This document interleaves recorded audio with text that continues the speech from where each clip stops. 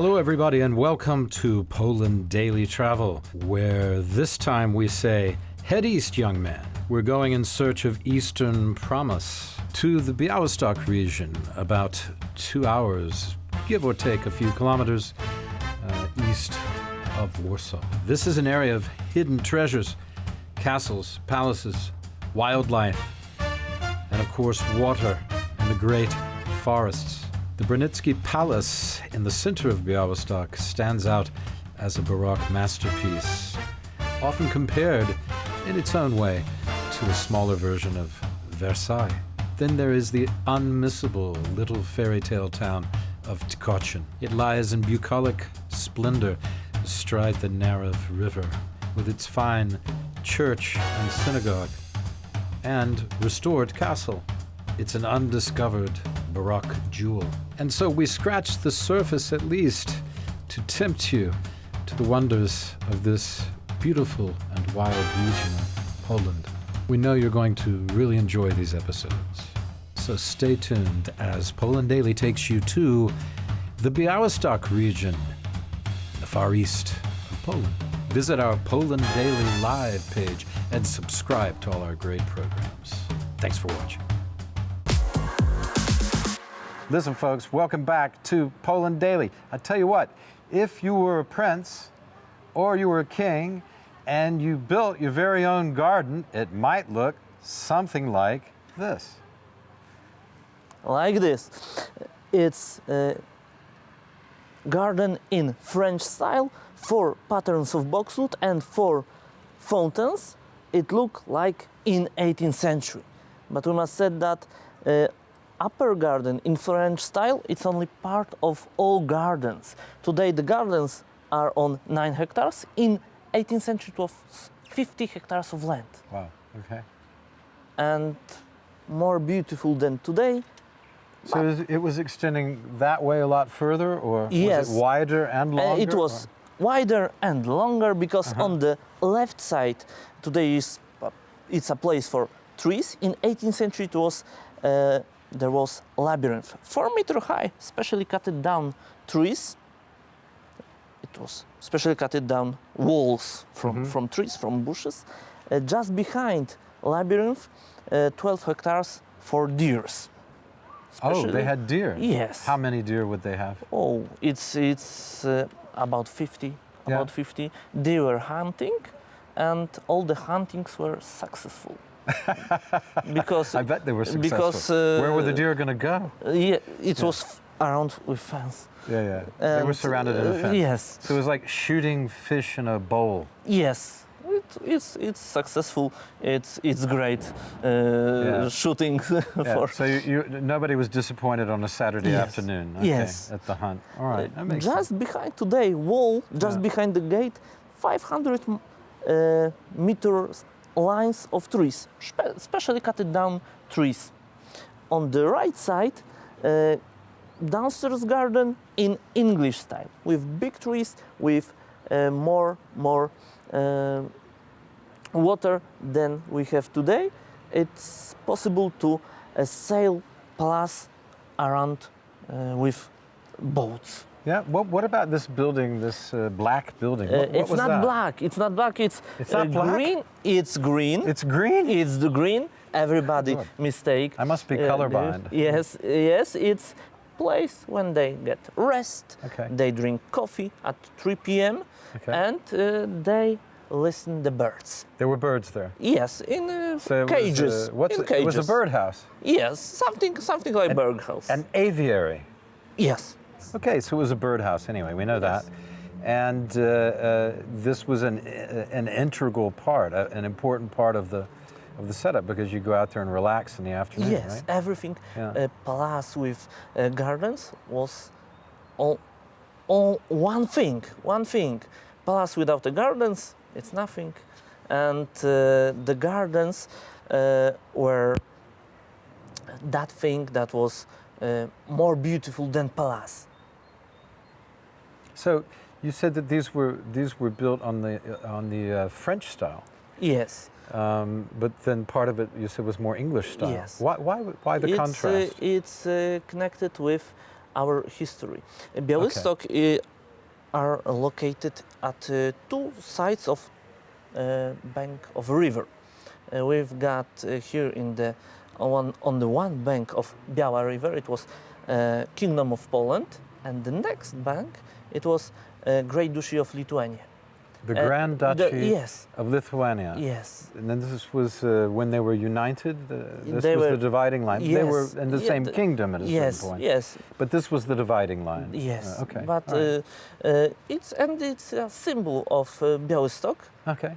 This in French style, like Kingdom of Poland, in good shape, and on the right side, this in English style, more connected with nature.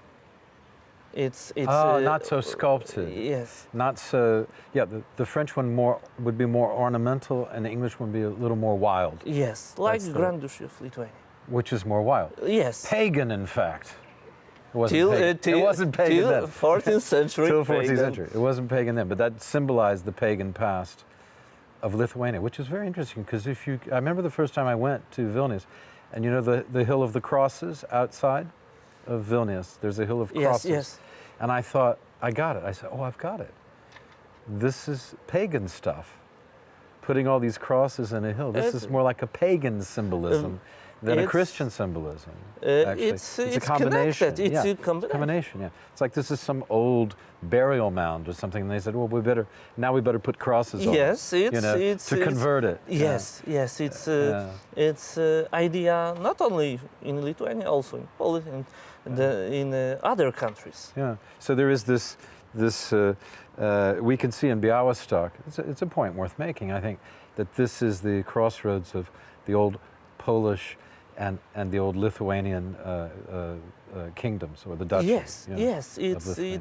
Yeah. connection. It's mixed. Everything is So mixed. it's a good place to put a big palace because of that. Yes. I mean, nowadays it seems Eastern Poland, it's near the old line, you know, the end of the EU and all those sort of things.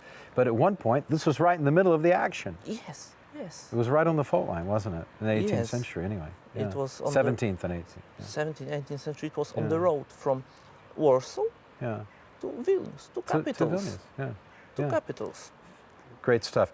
We're standing on the beautiful terrace here in the back of the Branitzky Palace in Białystok. I'm talking to Łukasz, and boy, this guy, he's smart.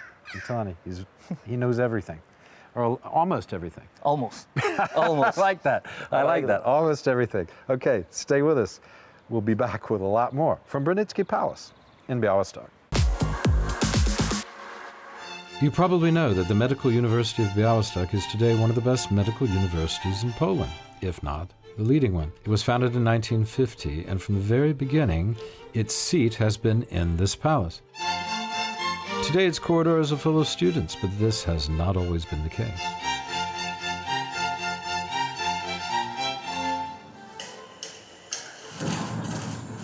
In the place where the courtyard of this palace is today, there was a settlement as early as the 4th century AD. The settlers of that time benefited from the proximity of the Biała River and the benefits of dense pine forests. In the Middle Ages, the first settlement with a wooden manor house belonged to the noble Tabutowicz family.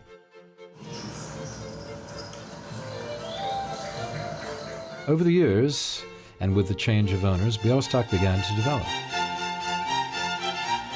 In the 16th century, by virtue of a royal grant, the surrounding estates passed into the hands of Piotr Wieszczowski. It was then that the brick castle and the first church were built in place of the former manor house. After the childless death of Krzysztof Wieszczowski, the last of the Wieszczowski family, the Białystok estate was given to Hetman Stefan Czarniecki to reward him for his military deeds.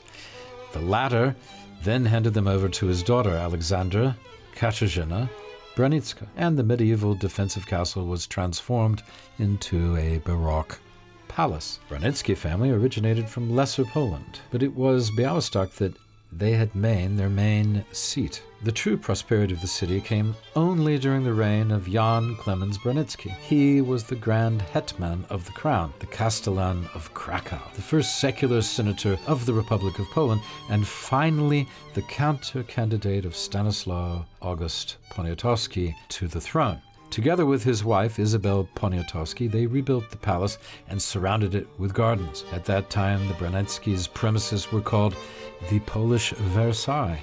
The manor house brought together eminent representatives of art, science, and medicine.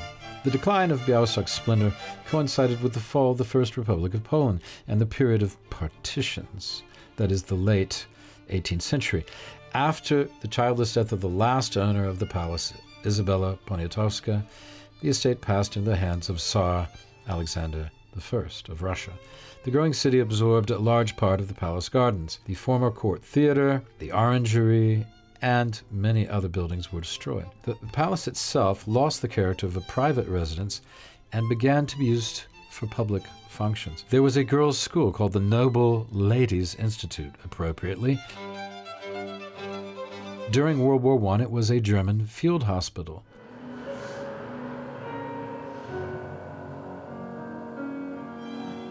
And then, during the Free Republic of Poland, it was a provincial office, that is, during the interwar period. However, the palace suffered the greatest loss during the summer of 1944, when the entire center of Białystok was burned down by the occupying Germans.